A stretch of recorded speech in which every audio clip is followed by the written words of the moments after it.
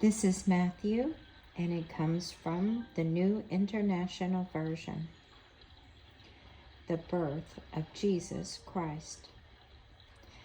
This is how the birth of Jesus Christ came about.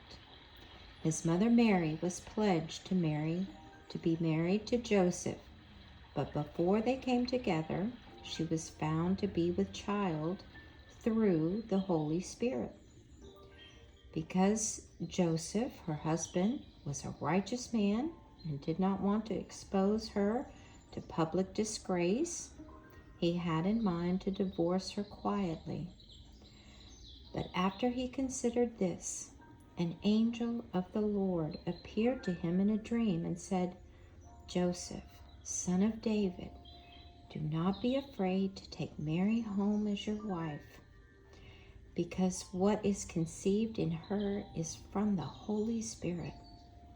She will give birth to a son, and you are to give him the name Jesus, because he will save his people from their sins." All this took place to fulfill what the Lord had said through the prophet. The virgin will be with child and will give birth to a son, and they will call him Emmanuel, which means God with us. When Joseph woke up, he did what the angel of the Lord had commanded him and took Mary home as his wife. But he had no union with her until she gave birth to a son, and he gave him the name Jesus. After Jesus was born in Bethlehem in Judea, during the time of King Herod, Magi from the east came to Jerusalem and asked, "Where's the one who has been born King of the Jews? We saw his star in the east and have come to worship him."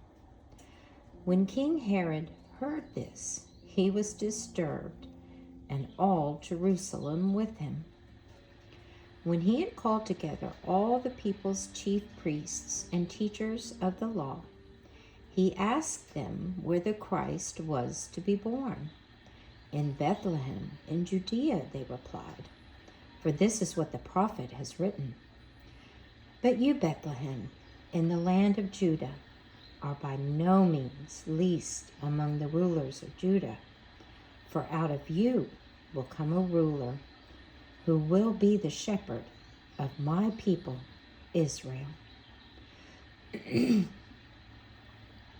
Then Herod called the Magi secretly and found out from them the exact time the star had appeared. He sent them to Bethlehem and said, "Go and make a careful search for the child.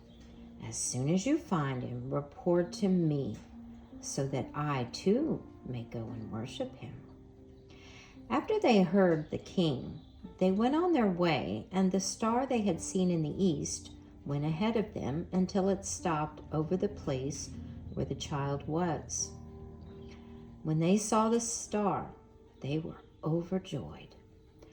On coming to the house, they saw the child with his mother Mary. They bowed down and worshipped him. Then they opened their treasures and presented him with gifts of gold and of incense and of myrrh. And having been warned in a dream not to go back to Herod, they returned to their country by another route. When they had gone, an angel of the Lord appeared to Joseph in a dream.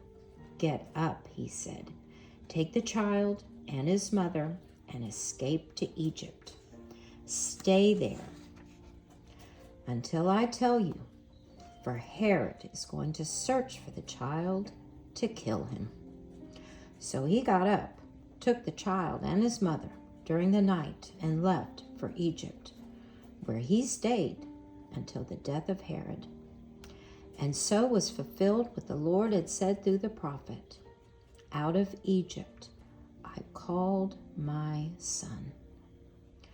When Herod realized that he had been outwitted by the Magi, he was furious, and he gave orders to kill all the boys in Bethlehem and its vicinity who were 2 years old and under, in accordance with the time he had learned from the Magi.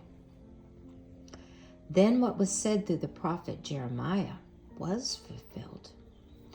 A voice is heard in Ramah, weeping and great mourning, Rachel weeping for her children and refusing to be comforted because they are no more. After Herod died, an angel of the Lord appeared in a dream to Joseph in Egypt and said, "Get up, take the child and his mother, and go to the land of Israel, for those who were trying to take the child's life are dead." So he got up, took the child and his mother, and went to the land of Israel. But when he heard that Archelaus was reigning in Judah in place of his father Herod, he was afraid to go there. Having been warned in a dream, he withdrew to the district of Galilee, and he went and lived in a town called Nazareth. So was fulfilled what was said through the prophets, "He will be called a Nazarene."